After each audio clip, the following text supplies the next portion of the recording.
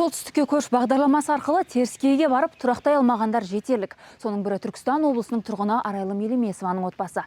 Жалдамалы пәтер мен жұмыссыздықтан шаршаған көп балалы ана солтүстік Қазақстанға көшіп барғанымен көп уақыт өтпей оңтүстікке қайта қайтқан. Қазір Келес ауданының Алғабас ауылында тұрып жатқан отбасының қазіргі жайы қандай? Бірге білейік. Саламатсыздар ма? Саламатсыз ба? Бұл Арайлым Елемесова, 5 баланың анасы. 2019 жылы Петропавл қаласы Аққайың ауданы Смирнова ауылына көшіп барған. Солтүстікке көшу бағдарламасы туралы алғаш телеарнадағы жаңалықтардан көрген, кейіннен әкімдіктегілер құлақтандырыпты. Жұбайынан ажырасқан жалғыз басты ана теріскейге көшсем тұрмыстық жағдайым оңалар деп үміттенген. Бірақ қоныс аудару да, онда тұрақтап қалуда қиынға түсіпті. Көп балалы ананың сөзінше, солтүстікке барған соң берілген уәделердің бірі де орындалмаған. Бидай сондай орым оратын уақыт болады екен, 40-50 адамға дейін тамақ, соған тамақ беріп, второй тамақ істеп жүрдім, айлық содан алдым. Ал одан бос болып қалған кезде сол кісі жылқы сояды, 3-4 жылқы сояды, соның ішек қабағын тазалайтын емча. Олай енді қарын болма. Иә. Кәдімгідей жуып атасын, денең мұз қатып атады. Қара суықта солай өлместің амалы болды. Жалғыз басты ана Смирнова ауылында тура 1 жыл тұрған уақытында істеген жұмыстар үшін 100 000 теңгенің көлемінде ғана жалақы алып отырған. Ешқандай көмек болмаған соң оңтүстікке қайтуды жөн санапты. Келіп қайнапкесінің үйін жөндеп, қазір сонда тұрып жатыр. Ал Арайлымның отбасы солтүстіктен қайтып кеткен соң артынан іс қозғалып соттан қағаз келіпті. Мен кеткеннен кейін сразу артынан сотта жібереді ғой. Іс жүргізеді. Дело қозғалады, сонымен бүкіл немнің бәрін арестке тығып тастайды, счетым бәрін. Мен әлі де соттасып келіп жатыр, мен шықпаған, телеарнам қалған жоқ, прокуратура бармай, ештеңе қалған жоқ. Ал балаларға солтүстік өңір ұнаған көрінеді, тек дүкендердің кеш батпай жабылып қалатыны және онда таңдау аз екені көңіл қынжылтады дейді балалар. Қазақтар аз, орыстар көп. Олармен қалай сөйлестің? Сөйлеспін. Сөйлескен жоқсың ба?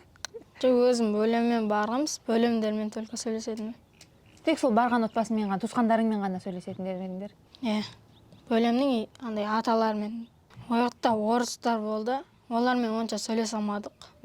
Мына жақта кішкентайынан бірге өскен достарым болды. Солармен сөйлесіп ойнаған ұнады, дұрыс еді. Жауаптылар тіпті келісім шарттың көшірмесінде бермеді дейді Арайлым. Аядай ғана пәтерді жалдап тұрып, отының ақшасында өз қалтасынан төлеген көрінеді. Яғни көшіп келерде берілген уәде тағы да орындалмаған. Жер үйде тұрдыңыздар ма?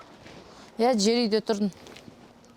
Кішкентай ғана 2 комната, жоқ, ешқандай көмек көрсетілген жоқ ол жақта. Біздің заманымыздан 2-3 ғасыр қалып кеткен сияқты. Үй жай деген жерлер енді кәдімгідей анау бір киноларда көретін едік қой, сондай үйлер.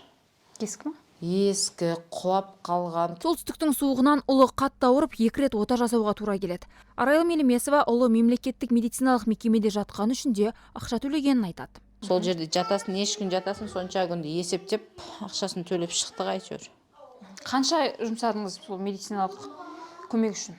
40 000-дай кетті ғой деймін. Тұрғындар қалай қабылдады оңтүстіктен келгендер? Жақтырмайтын еді.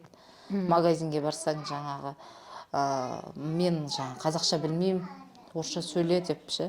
Ал оңтүстіктен келушілерге барлық жағдай жасалғанын атап өткен Аққайың ауданы әкімінің орынбасары қайта кетіп жатқандар тек мемлекеттен берілетін қайтарымсыз ақша үшін келген жандар екенін айтты.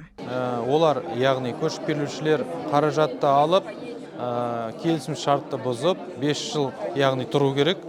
Қаражат алғаннан кейін бірақ қайтадан көшіп кетіп жатыр. Ол жаңағы телефондары сөндіріліп, ол кісілермен байланыс үзілді. Алайда Арайлым Елемесова мұны жоққа шығарып отыр. Сөзінше ол солтүстік өңірге басына баспана мамандығы бойынша істейтін жұмыс іздеп барған. Егер айтылған уәде орындалса, теріскейде тұрақтап қалуды жоспарлаған екен. Ол жерге барған мақсатым, менде үй жоқ қой. Өзім жалғыз басты анамын. Сонымен не керек, сол жерде үй беретін болса, сол жерде жұмыс істеп, мамандық бойынша қалайын деген ғой. Бізде мамандық бойынша жұмысқа кіру мүмкін емес бұл жақта. Мамандығыңыз қандай? Бастауыш. Мұғалімсіз. Оңтүстікке қайта көшіп келгелі Арайлым онлайн саудамен айналысып жатыр. Балаларының 3-і мектепке, 2-і балабақшаға барады. Анасымын ұзағым, аяулалақаның, ешікке чен тағым, мен сенің балапаның. Өмірлі, анасымын басылманы зағым. Гүлдана Сидразол, Мирас Ашенов, Н толқынында жобасы.